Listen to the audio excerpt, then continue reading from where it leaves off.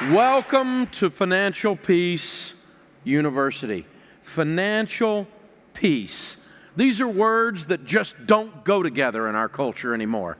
Too many people are struggling with this subject of money. Too many people are struggling with this subject of money in their relationships, in their marriages. Too many people are struggling with this subject of money in their area of their careers. We just don't know what to do with this whole thing called money.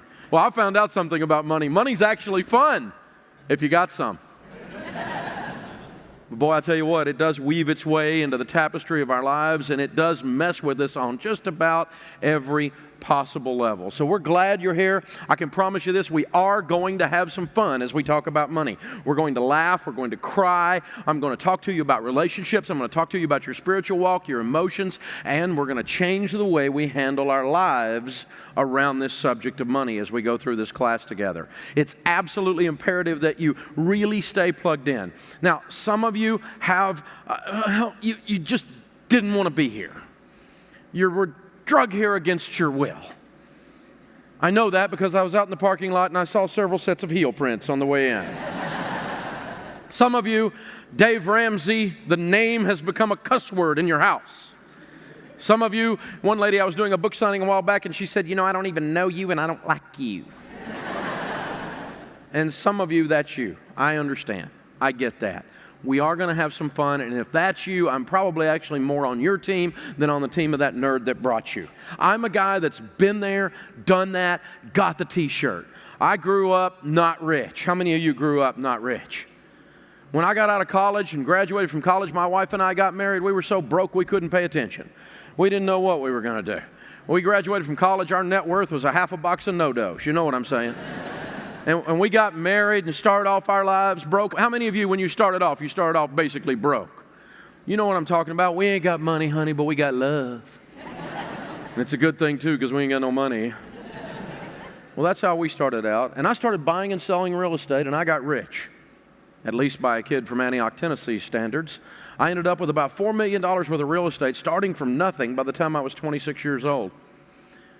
However, I had done some dumb things. Nothing immoral, nothing illegal or anything like that. I didn't steal from anybody. I didn't lie to anybody. I was just stupid. I borrowed too much money. And our largest bank got sold to another bank. And then word got out on the street that Dave was in trouble, and another bank got sold to another bank. And they started calling our notes.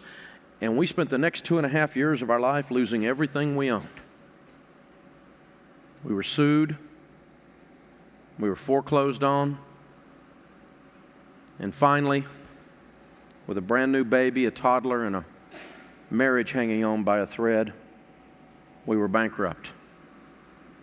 I was a 28-year-old young dad, young husband, scared out of my mind.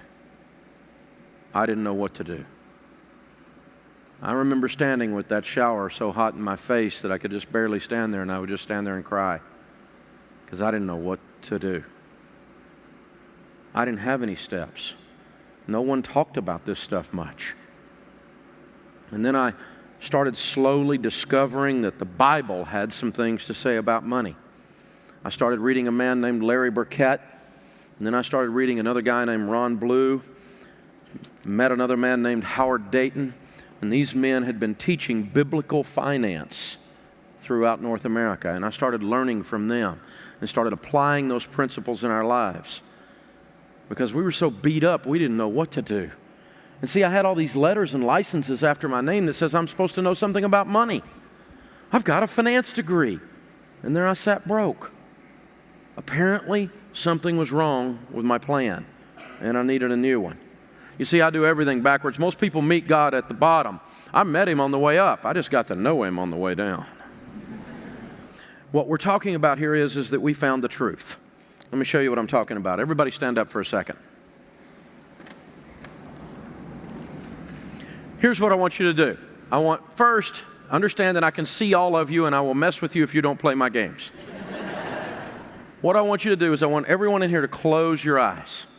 Thank you. Okay, now, here's what I want you to do. With your eyes closed, even if you don't know the answer, it's okay to be wrong. It's just not okay to not play. You got to play. So even if you don't know the answer, you got to guess. I want you to point north.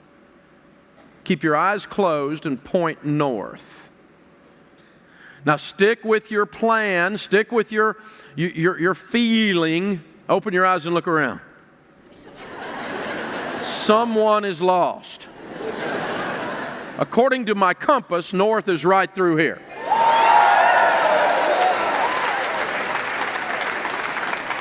Now, I won't point him out, but one guy was pointing this way and he did a little cheerleading move.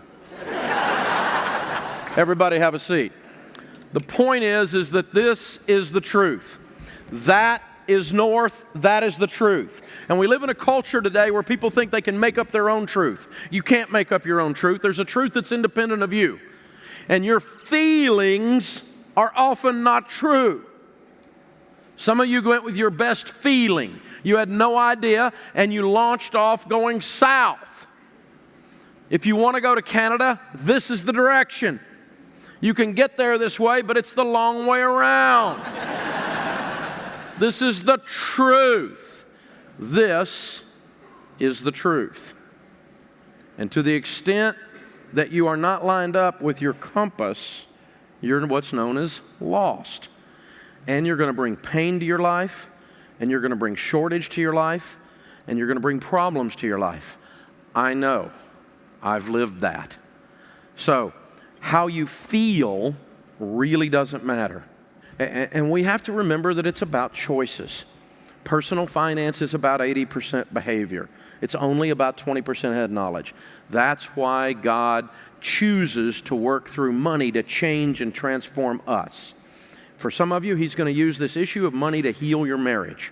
For some of you, He's going to use this issue of money to put discipline in your life in a place and in a way that you never dreamed you would see it. You're going to make different choices after having gone through this. It absolutely works. Financial Peace University began about 20 years ago. I started it with a bad suit and an overhead projector.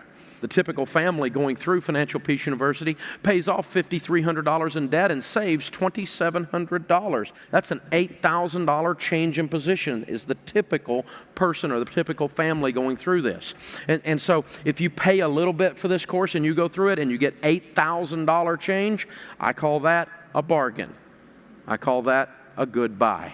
This whole course is taught by me on video. And afterwards is when the most important thing happens, and that's the small group discussion. Go to the small group discussion. Bring your budget each time and be accountable to the lesson. Make sure you're learning the lesson. Unpack this with other people. It feels a little weird at first, but go in there. The accountability to change your behavior is the key. That's the big deal, and you're definitely going to want to do that. Again, there is no doubt that this process called Financial Peace University works. The only question is whether you're going to be involved. And so if you haven't signed up yet, now is the time.